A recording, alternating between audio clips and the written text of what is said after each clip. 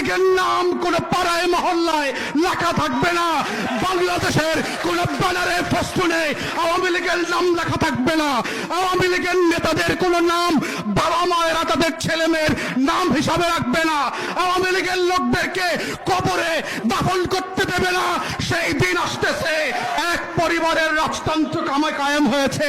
পাড়ায় মহল্লায় এক পরিবার এবং এক দলের গুন্ডা পান্ডারা মেলায় যে বাংলাদেশের সম্পত্তি লুটপাট করছে, বিদেশে শত শত হাজার হাজার কোটি টাকা লুটপাট করে বাড়ি বানাচ্ছে, শত শত প্লট ফ্ল্যাট কিনছে, বাংলাদেশ ব্যাংকের টাকাগুলো লুট করে দেউলিয়া করে দিয়েছে।